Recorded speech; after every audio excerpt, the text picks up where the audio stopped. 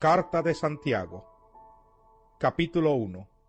Santiago, siervo de Dios y del Señor Jesucristo, a las 12 tribus que se hallan dispersas por el mundo. Saludos. Hermanos míos, considérense muy dichosos cuando tengan que enfrentarse con diversas pruebas, pues ya saben que la prueba de su fe produce constancia, y la constancia debe llevar a feliz término la obra, para que sean perfectos e íntegros sin que les falte nada. Si a alguno de ustedes le falta sabiduría, pídasela a Dios y Él se la dará, pues Dios da a todos generosamente sin menospreciar a nadie, pero que pida con fe, sin dudar, porque quien duda es como las olas del mar, agitadas y llevadas de un lado a otro por el viento. Quien es así no piense que va a recibir cosa alguna del Señor. Es indeciso e inconstante en todo lo que hace. El hermano de condición humilde debe sentirse orgulloso de su alta dignidad, y el rico de su humilde condición. El rico pasará como la flor del campo. El sol cuando sale seca la planta con su calor abrasador. A ésta se le cae la flor y pierde su belleza.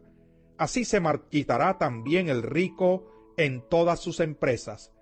Dichoso el que resiste la tentación, porque al salir aprobado recibirá la corona de la vida que Dios ha prometido a quienes lo aman.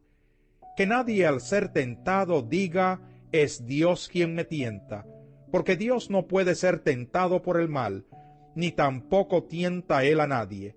Todo lo contrario, cada uno es tentado cuando sus propios malos deseos lo arrastran y seducen. Luego, cuando el deseo ha concebido, engendra el pecado, y el pecado, una vez que ha sido consumado, da a luz la muerte. Mis queridos hermanos, no se engañen, toda buena dádiva y todo don perfecto descienden de lo alto, donde está el Padre que creó las lumbreras celestes, y que no cambia como los astros, ni se mueve como las sombras. Por su propia voluntad nos hizo nacer mediante la palabra de verdad, para que fuéramos como los primeros y mejores frutos de su creación. Mis queridos hermanos, tengan presente esto: todos deben estar listos para escuchar, y ser lentos para hablar y para enojarse, pues la ira humana no produce la vida justa que Dios quiere. Por esto, despójense de toda inmundicia y de la maldad que tanto abunda, para que puedan recibir con humildad la palabra sembrada en ustedes, la cual tiene poder para salvarles la vida. No se contenten solo con escuchar la palabra, pues así se engañan ustedes mismos. Llévenla a la práctica. El que escucha la palabra pero no la pone en práctica es como el que se mira el rostro en un espejo, y después de mirarse se va y se olvida enseguida de cómo es. Pero quien se fija atentamente en la ley perfecta que da libertad y persevera en ella, no olvidando lo que ha oído, sino haciéndolo, recibirá bendición al practicarla. Si alguien se cree religioso, pero no le pone freno a su lengua, se engaña a sí mismo, y su religión no sirve para nada. La religión pura y sin mancha delante de Dios nuestro Padre es esta: atender a los huérfanos y a las viudas en sus aflicciones y conservarse limpio de la corrupción del mundo. Capítulo 2. Hermanos míos, la fe que tienen en nuestro glorioso Señor Jesucristo no debe dar lugar a favoritismos. Supongamos que en el lugar donde se reúnen entra un hombre con anillo de oro y ropa elegante, y entra también un pobre desarrapado. Si atienden bien al que lleva ropa elegante y le dicen, siéntese usted aquí en este lugar cómodo, pero al pobre le dicen, quédate ahí de pie, o siéntate en el suelo a mis pies, ¿acaso no hacen discriminación entre ustedes, juzgando con malas intenciones? Escuchen, mis queridos hermanos, ¿no ha escogido Dios a los que son pobres según el mundo, para que sean ricos en la fe y hereden el reino que prometió a quienes lo aman? Pero ustedes han menospreciado al pobre. ¿No son los ricos quienes los explotan a ustedes y los arrastran ante los tribunales? ¿No son ellos los que blasfeman el buen nombre de aquel a quien ustedes pertenecen? Hacen muy bien si de veras cumplen la ley suprema de la Escritura: ama a tu prójimo como a ti mismo. Pero si muestran algún favoritismo, pecan y son culpables, pues la misma ley los acusa de ser transgresores, porque el que cumple con toda la ley, pero falla en un solo punto, ya es culpable de haberla quebrantado toda. Pues el que dijo, no cometas adulterio, también dijo, no mates. Si no cometes adulterio, pero matas, ya has violado la ley. Hablen y pórtense como quienes han de ser juzgados por la ley que nos da libertad, porque habrá un juicio sin compasión para el que actúe sin compasión. La compasión triunfa en el juicio. Hermanos míos, ¿de qué le sirve a uno alegar que tiene fe si no tiene obras? ¿Acaso podrá salvarlo esa fe? Supongamos que un hermano o una hermana no tienen con qué vestirse y carecen del alimento diario, y uno de ustedes les dice, que les vaya bien, abríguense y coman hasta saciarse, pero no les da lo necesario para el cuerpo. ¿De qué servirá eso? Así también la fe por sí sola, si no tiene obras, está muerta. Sin embargo, alguien dirá, tú tienes fe y yo tengo obras. Pues bien, muéstrame tu fe sin las obras, y yo te mostraré la fe por mis obras. ¿Tú crees que hay un solo Dios? Magnífico. También los demonios lo creen y tiemblan. ¡Qué tonto eres! ¿Quieres convencerte de que la fe sin obras es estéril? ¿No fue declarado justo nuestro padre Abraham por lo que hizo cuando ofreció sobre el altar a su hijo Isaac? Ya lo ves, su fe y sus obras actuaban conjuntamente, y su fe llegó a la perfección por las obras que hizo. Así se cumplió la escritura que dice, le creyó Abraham a Dios, y esto se le tomó en cuenta como justicia, y fue llamado amigo de Dios. Como pueden ver, a una persona se le declara justa por las obras y no sólo por la fe.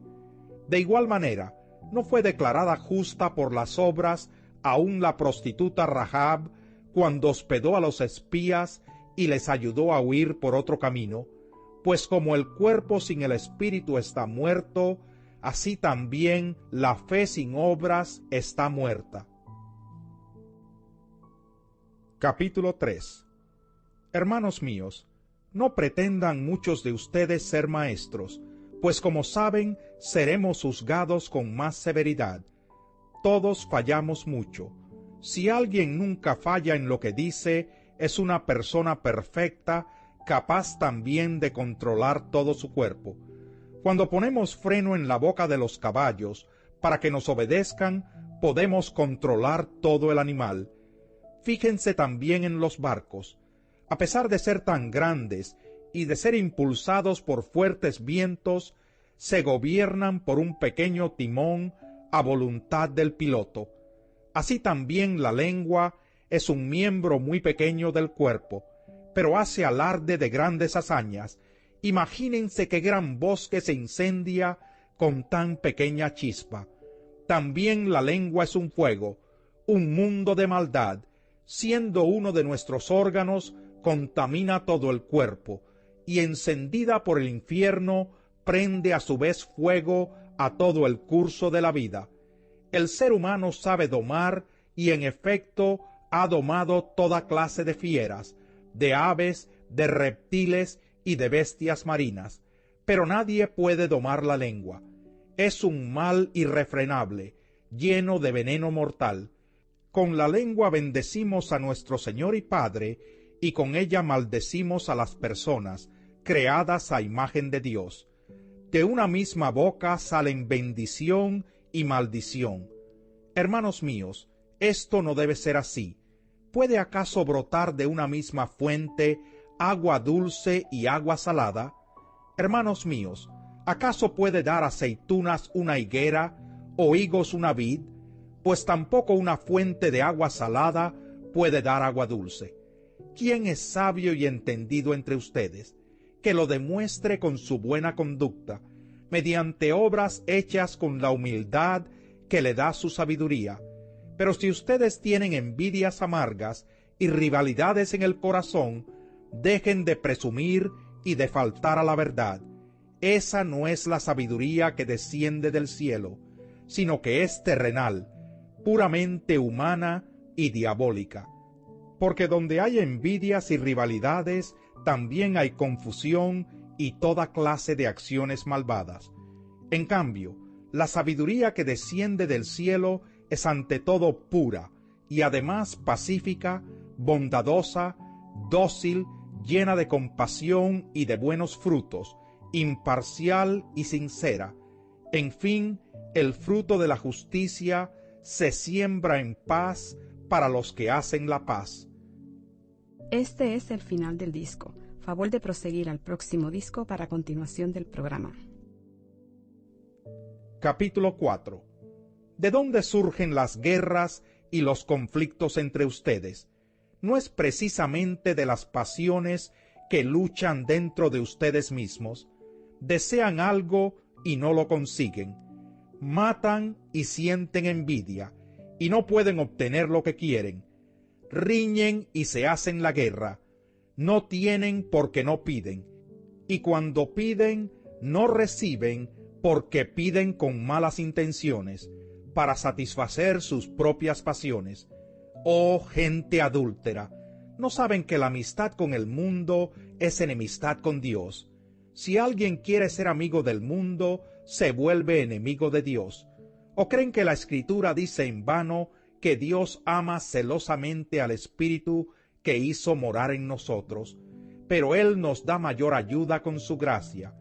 Por eso dice la Escritura: Dios se opone a los orgullosos, pero da gracia a los humildes. Así que sométanse a Dios, resistan al diablo y él huirá de ustedes. Acérquense a Dios y él se acercará a ustedes. Pecadores, límpiense las manos. Ustedes los inconstantes, purifiquen su corazón. Reconozcan sus miserias, lloren y lamentense. Que su risa se convierta en llanto y su alegría en tristeza. Humíllense delante del Señor y Él los exaltará. Hermanos, no hablen mal unos de otros. Si alguien habla mal de su hermano o lo juzga, habla mal de la ley y la juzga. Y si juzgas la ley, ya no eres cumplidor de la ley, sino su juez. No hay más que un solo legislador y juez, aquel que puede salvar y destruir. Tú, en cambio, ¿quién eres para juzgar a tu prójimo? Ahora escuchen esto. Ustedes que dicen: hoy o mañana iremos a tal o cual ciudad, pasaremos allí un año, haremos negocios y ganaremos dinero. Y eso que ni siquiera saben qué sucederá mañana. ¿Qué es su vida? Ustedes son como la niebla que aparece por un momento y luego se desvanece. Más bien, debieran decir: si el Señor quiere, viviremos y haremos esto o aquello. Pero ahora se jactan en sus fanfarronerías. Toda esta jactancia es mala. Así que comete pecado todo el que sabe hacer el bien y no lo hace. Capítulo 5. Ahora escuchen ustedes los ricos. Lloren a gritos por las calamidades que se les vienen encima. Se ha podrido su riqueza y sus ropas están comidas por la polilla. Se han oxidado su oro y su plata. Ese óxido dará testimonio contra ustedes y consumirá como fuego sus cuerpos. Han amontonado riquezas, y eso que estamos en los últimos tiempos. Oigan cómo clama contra ustedes el salario no pagado a los obreros que les trabajaron sus campos. El clamor de esos trabajadores ha llegado a oídos del Señor Todopoderoso. Ustedes han llevado en este mundo una vida de lujo y de placer desenfrenado. Lo que han hecho es engordar para el día de la matanza. han condenado y matado al justo sin que él les ofreciera resistencia. Por tanto, hermanos, tengan paciencia hasta la venida del Señor.